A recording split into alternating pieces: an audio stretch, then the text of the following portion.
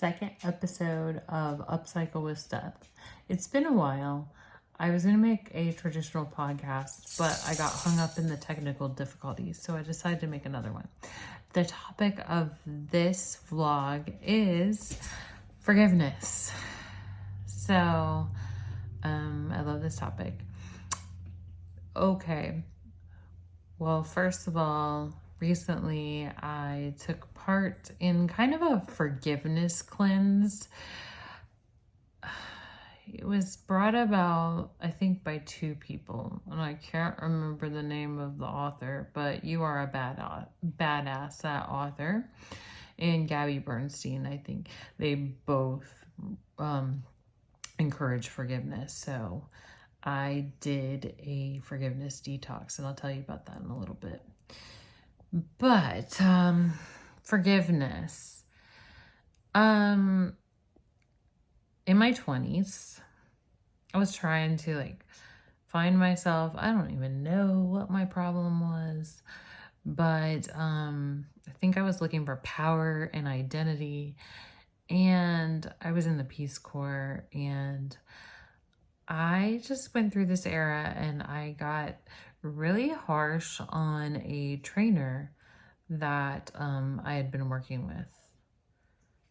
I was honestly out of my mind because I was just being really critical, and I wrote a letter about how the training was insufficient and how that wasn't okay. And actually the trainer was really good. I think I just didn't know how things work, and I wanted to sound big and bad. And that is actually one of the most shameful things that I have done in my life. The trainer's name was Bernice, and she was awesome, actually. So if anybody knows her out there, I'm sorry. I was being an asshole.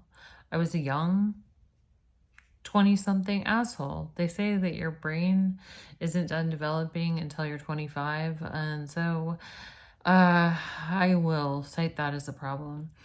And I, that's something that I have to forgive myself for. Yeah, because she was actually a really good trainer. But you know what? It was actually useful to have gone through that, because when in my life, when people have thrown me under the bus, and have been an asshole to me, I can look back to that moment and I can relate to having been an asshole before, and I can kind of empathize. So it takes a little bit of the anger and hurt away, because I do have an understanding for that. So anyways, yeah, forgiveness. I went through a forgiveness detox recently, and I don't feel like I hold grudges. One of the biggest things that I've forgiven is my divorce, and a lot of bad things went down, and I came to a place where I forgave them, and I'm actually friends with my ex now. And it was a really freeing thing. Something I'm very, very healing, and something I'm very thankful for. And more recently, I didn't realize that I had grudges, but when I was reading these books and I did this forgiveness detox, I'm not sure if that's the right way to frame it, but I went through and I took inventory and just made a practice of forgiving anybody who I might have been holding a grudge against. Wow, it was actually really freeing to take that audit and forgive people. One of the big things that I had recently was I had a big drama with my job and my career, and I didn't like the way I was treated, and I had a lot of bitterness about it. In the end, it was good, because it is driving me still to become something that I wouldn't have otherwise gotten to experience. So it pushed me to become more. And I think that that's something to be thankful for. But I forgave that situation. And that was huge because until I did it, I didn't realize how not having worked on to forgive that big deal situation was holding me to the situation 2 years later. So it was really freeing to be able to do that. I had studied forgiveness. Previously, I had studied Buddhism, and there's this principle of loving kindness that is an ideal in Buddhism.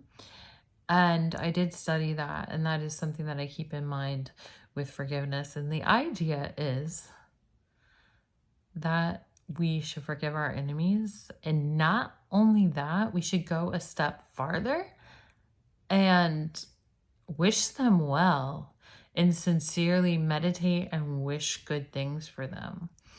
I think I read somewhere about the idea of imagining your foe, your opponent, the one that has done you wrong, imagining them as a little child, and it can take the heat out of the anger and make forgiveness more possible.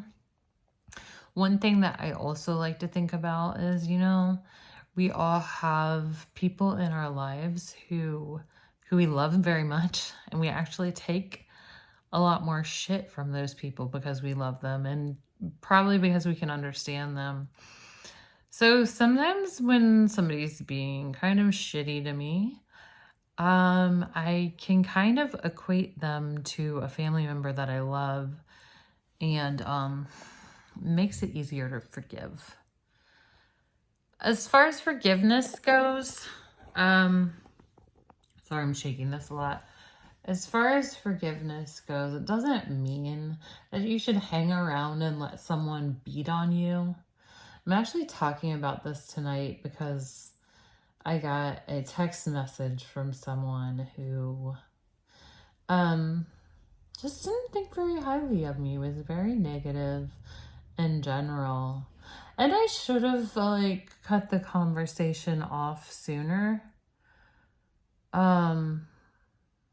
It was about working with them, and I decided they were not a person that I wanted to work with because the negative energy was palpable, and it actually, feeling other people's negative energy like that actually makes me very sad. Not only that, I don't want to hang around and be treated badly.